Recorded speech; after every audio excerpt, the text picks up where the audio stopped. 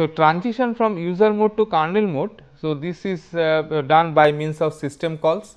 So, in this diagram, so you can see that normally when the user processes are executing, so they are executing with in user mode with the mode bit equal to 1. So, this 1 or 0, so that is depicted by the processor designer. So, in this particular example, it has been taken that for user mode the mode bit is 1 and for kernel mode bit is 0. So, this is this may be the reverse also, and there can be multiple such mode bits also. So, this is just an example. So, user process executing, as I was telling, the normal statements that are there. So, they are getting executed by the user process, and after some time, so there will be a system call when the program needs to access system resources. So, it will be making system calls, and when the system call is made, so this is normally implemented by trap type of instructions that we have in the computer architecture. So, corresponding processor designer, so they in the instruction set normally there are some trap type of instructions. So, they are used for this purpose, and trap instructions, so they transfer control of the system to some specific addresses, and what the OS designer does is that they put some particular OS services in those trap numbers. So, depending upon the type of system call that is made by the user process, so the corresponding trap is invoked, and then this it comes to the kernel mode, and this trap instruction when it is executing. So, the system design the architecture designer, they have ensured that the mode bit becomes equal to 0. At this point it executes the system call. So, this is in a more protected environment, and you see at this part in the kernel part, the code that the process is executing is written by the OS designer, whereas when a process is in user space, user process in user mode, then it is executing the code written by the user.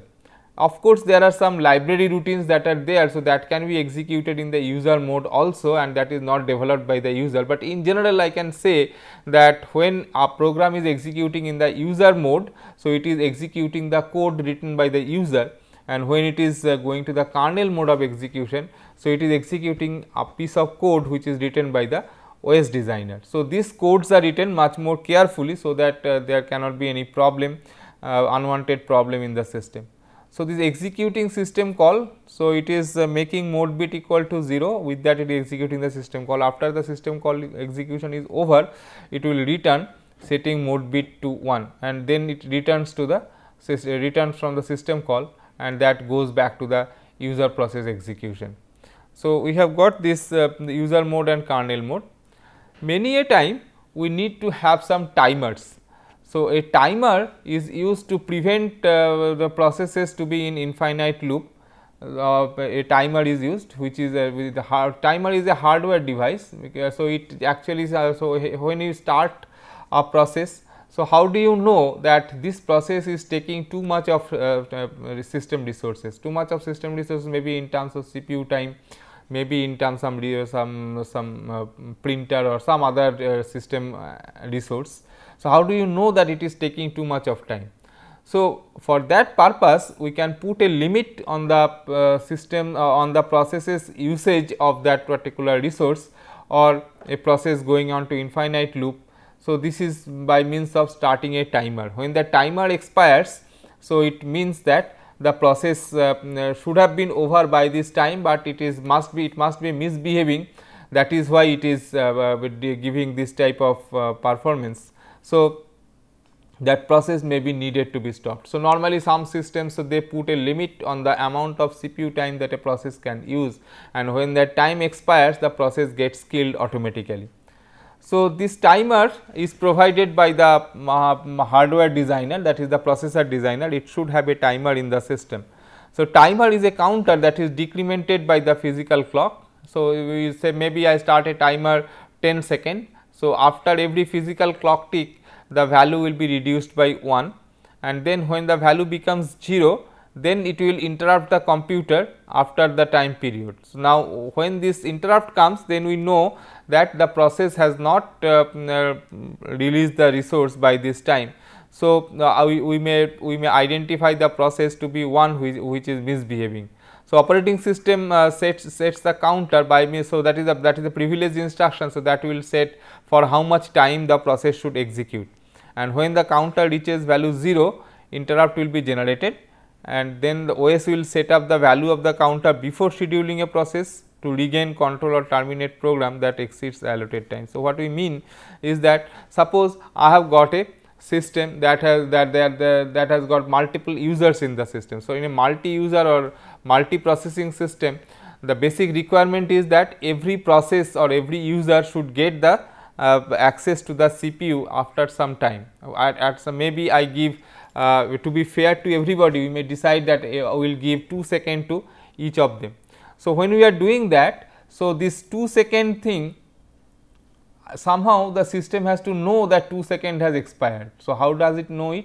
So, it knows by starting a timer for 2 seconds, and when the 2 seconds is over, the timer will come, and there can be two possibilities. One possibility is that the process that was given 2 seconds does not execute for 2 seconds, it finishes before 2 seconds and comes back, or it goes into an IO operation without executing for 2 seconds. So, that may be one type of situation when we say that the process is good, its behavior is good because it is not using lot of CPU time, it is giving other chances for execution. And the other possibility is that the process continually uses that 2 seconds and it does not stop in between. Then when this timer interrupt will come, then the OS will know that the process has exceeded, process has completely used its 2 second time. So, the operating system now regains control of the system, and then it will remove that process from the CPU and give turn to the next process that is there in the queue.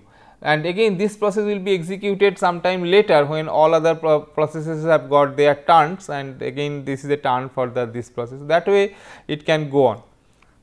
So, this timer is very important. A very important part of operating system is known as the process management. So, we will see this process in more detail, but just to tell you, a process is a program in execution. It is a unit of work within the system, and program is a passive. So, any program that I write, so it is ultimately going for execution by the system. So, that becomes a process. So, when I write a program, I have translated it into using some compiler, and I have got the machine code of it. So, machine code that is generated is kept as a executable file in the disk. So, that is a passive entity. So, that is not taking the CPU for execution, but when this program is given for execution, so the user wants to run the program, then the program is loaded into main memory and it starts executing. So, it starts consuming CPU time and all. So, now the process, now it becomes active. So, if I say that the program is a passive entity, process is going to be an active entity. Process needs resources to accomplish the task, like it needs CPU, memory, IO files, etc. Whereas a program, it just resides in the disk. So, it is just taking some disk resource, nothing more than that. There is some the program or the process will need CPU, memory, IO file plus some initialization data, some data variable will be required, some they are to be initialized to some values and all. So, that will be required. Process termination, when a process terminates, then when it was executing, it held a number of resources. So, when the process terminates, all these resources are to be taken back by the system, and maybe it is now used by some other process. So, process termination requires reclaiming of any reusable resources. We will be talking about thread in more detail later, but a thread is a basic unit of CPU utilization within a process. So, within a process also there can be several sequences of executions that are possible, and it may so happen that a number of sequences they go parallelly. A typical example is like this. Suppose I have got a server, some web server, and there are a number of requests coming from different users of the system. Now, all of them are executing the same server program, but within that every user or every client that connects to this server has got a different entity. So, all of them are called threads. So, in this sense, a thread is the basic unit of CPU utilization within a process. For a single threaded process, instructions are executed sequentially one at a time until completion. So, this type of thing is a single threaded process, and process. So, if you look into a process that has got a program counter that specifies the location of the next instruction to execute. So, that is very general for any system, any program that we have to execute. So, this processor will have a program counter register that will tell like which instruction to execute next. Compared to single threaded processes, we can have multi-threaded process in which one program counter. So, we have got one program counter per thread. So, as I was telling that there can be several threads for that web server program, and then for each thread I need to remember which statement I was executing. So, in some sense you can say we have got multiple program counters for one for each thread. Typically, a system will have many processes, some user and some operating system processes, they are running concurrently on one or more CPU. So, this is the most general scenario. So, we can have some user programs and some user processes and some system operating system processes. So, they will run concurrently, and there may be a single CPU, there can be multiple CPU. So, depending upon the scheduling policy, so these processes are given to these CPUs and then they are executing. So, their concurrency has to be maintained. So, concurrency is done by multiplexing the CPUs among the threads. So, if I have got say 4 CPUs and there are 10 processes or 10 threads, then I cannot execute all 10 of them simultaneously, but I can take up 4 of them, give to 4 CPUs, 4 cores or 4 CPUs. Then after some time I take back these 4 and give another set of 4 threads for execution. So, that can be done. So, that way there is a concept of time multiplexing among the threads. So, process management activities, operating system is responsible for these activities. One is creating and deleting user and system processes. So, when the operating system comes up, so it creates some processes, and whenever the user programs come up, they create some processes. After some time, some of these processes will die. So, we have to delete them. So, that creation and deletion of processes. So, that is an important responsibility of operating system process management module. Then we may want to suspend a process or resume some process. So, as I was telling that a process may be taking lot of CPU resources or IO resources like that. So, how to take the how to stop one process executing, and if I stop it in between, then maybe I need to restart it later. So, what is the how do you suspend it and how do you resume the operation? Then how to provide mechanism for process synchronization. So, I must do something so that I can synchronize between the execution of processes. So, it may so happen that I have got an application where I have got 2 processes P1 and P2, and it is the case that this P1 this P2 it uses some value which is computed by P1.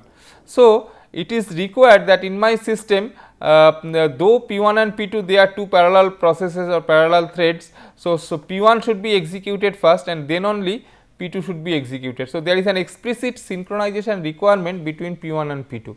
So, in a more general case, I can think that a system has got a number of processes in it and there are some synchronization requirement, like say if this is say P1, P2, P3, P4 like that, then it may so happen that P4 it requires P1 and P2 should be over. There is another process P5 that can be executed only after P3 is over, and there is a process P6 that can be executed after this P4 and P5 both are over. Now, how do you ensure that this type of synchronization? So, if I create 6 independent processes and give it to the system, then say how to ensure that system will not execute P4 before P1 P2. So, that is the synchronization problem. Sometimes we need some mechanism for communication, like say some data item which is computed by P1 is used by P2. So, there must be some communication mechanism between the processes, and there is a typical problem that occurs whenever you have got this type of multiple processes which are known as the problem of deadlock. So, deadlock is a situation where none of the processes can proceed and system throughput will be very low, because all the processes they start waiting for data computed by each other, or all of them start waiting for some resource to be freed by some other process, and that process again waits for some other process to finish its resource. So, ultimately all the processes they go into a cyclic situation, and then we have got a system situation where the entire system in the entire system nothing is progressing. So, that is a deadlock situation. So, we will see it in more detail when we go to the discussion on deadlock. So, this is the responsibilities of this process management part. Then there is another module in the operating system which is known as the memory management module. So, here the job is to execute a program, all of the instructions must be in memory. So, this is the first thing. So, for executing a program, the program must be in the main memory, because CPU can talk only to the main memory, it cannot talk to the secondary storage like that. So, the program must be there in the main memory. So, ideally the entire program be in the main memory, or it may so happen that entire program cannot be loaded. So, there will see some schemes in which we will find that even if we load a part of the program, so they can be it can be executed by the system, by the CPU. So, this is the first requirement. Second requirement is that all of the data that is needed by the program must be in memory. So, apart from the program code, so all the data part should also be there in the memory. Memory management determines what is in memory and when. So, it has to decide, like this is we have got the requirement that for executing an instruction, the instruction code must be there in the memory, and the variable on which this instruction operates, that must be present in the memory. So, the memory management policy, so it has to decide that for smooth running of all the processes, which are the program segments that should be there in the memory, which are the data segments that be in the memory, and at what time those values be available. So, if a program is not executing now, so it is not mandatory that I should have the corresponding program and data variables loaded into the memory. So, the memory manager may decide, no, I will not put this part in the memory now, I will use this space for loading the data and program for some other program which is currently being executed. So, that way the memory management will decide what should be there in the memory and when should it be in the memory. So, memory management activities, so they talk about keeping track of which parts of memory are currently being used and by whom, deciding which processes and data to move into and out of memory. So, and allocating and deallocating memory space as needed. So, these are the major responsibilities of memory management. So, operating system design, if you look into, so they can be divided into a number of modules. So, one of them is the process management module that we have seen its responsibilities in the last slide. So, this slide is telling us, like, for a memory management part, so this is another responsibility of the operating system. So, what are the essential jobs that it has to do? Then we have got the storage management part. So, OS will provide a uniform logical view of information storage. So, when a program is executing, so it is not understanding whether the program the content is coming from main memory or the content was not there in memory, it is coming from the secondary storage. So, it will not understand that, but as the physically the program may be, some part of the program may be in the main memory, some part may be in the secondary storage and all that. So, logically whole thing is a single storage, main memory, CPU register, then your disk. So, they are all part of this logical storage. So, this access to this logical storage is uniform. So, program when it is executing, it sees everything as memory location and it just tells that I need the content of this particular memory address, and that OS has to see like whether that is available, and if it is available it will give the value. If it is not available, then it has to get the value fetched from the secondary storage and then return the value. So, this way we have got different storage management problems. So, this storage management modules, they will abstract physical properties of logical storage unit. So, that is called a file. So, it will consist of a set of files, and whenever it has to access some memory location, so maybe ultimately it has to look into a file. So, files will be stored in a number of different storage medium, it may be in the disk, maybe in the flash memory, maybe in the tape. So, innumerable different storage media that I can have for storing the files. and each medium is controlled by device drivers. So, each device is different, like the operation of a disk storage is not the same as the operation of flash memory. So, but as an OS designer, so if we want to have different views for each of them, so designing operating system becomes complex. So, what is done? We have got the device drivers that can talk to the corresponding devices, and that makes the access to all these devices uniform. So, as OS designer, it has to send messages to the disk driver, this device driver, and this device driver will in turn translate it into commands specific for the device. So, that way from the OS viewpoint, so this is an uniform view. So, as you go so that the uniform view is provided by the device driver, and at the next level the device driver, so they will have the interface to the devices, and that will provide the exact commands for doing it. So, there can be varying properties that can include access speed, capacity, data transfer rate, access method, etc. For example, the disk, so there the access is random. So, disk head can be moved to any place, and the disk can rotate and the head can go to one place. Whereas, for tape type of device, so there the access is sequential. So, if you have accessed location x, at the next time the head will be at position x plus 1 only, then at x plus 2 only. So, that way it goes by location. So, that way the tape access is sequential, whereas disk access is random in nature. Capacity wise, if you say, then tape capacity may be huge, but the disk capacity may not be that much. So, data transfer rate again, so disk will be better than tape. So, like that, or the storage is there, but the storage management becomes an issue. So, we have to think about the policies by which we can take care of this difference in speed and difference in behavior of these modules and all. So, this will be talking about the file system management. So, files, this is another module of the operating system that we have. So, files are usually organized into directories or folders. So, access control on most systems to determine who can access what. So, access control is a set of rules that will say like who is allowed to access which file. So, this is very important because when we have got multi-programmed system or multi-processing system, so multiple users are there. So, one user should not willingly or unintentionally modify some other user's program code or file etc., or data like that. So, whether that is happening or not, so OS should provide some control over that. So, file management policy, so that uses this access control mechanism to do that.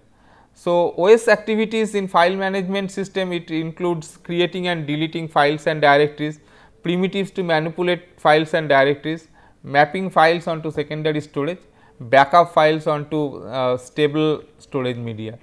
So, when a program is executing, all on a sudden it may try to open a file. So, that facility has to be provided. Similarly, a program may want to read or write into the file. So, that facility has to be provided. Then for organizing the files into a proper structure, directory structure may be provided. Then given a file name, how do I locate it? So, maybe in some directory I have got a file. Now, in the physical, if it is a disk storage, so ultimately it does not have that directory and everything there. So, what it has is some sector addresses, that file starts at some sector address. So, how to locate the sector address for a particular file? Like a program has asked me to ask the computer to open file XYZ. Now, what is the corresponding disk sector number, that has to be known. So, that is the problem of mapping. So, mapping file name onto the storage address. So, that is one important thing to be done, and sometime so we need to take backup. So, because if there is a system crash and all, then all the contents will be lost. So, it is the requirement that we have got some backup of the system in some stable storage.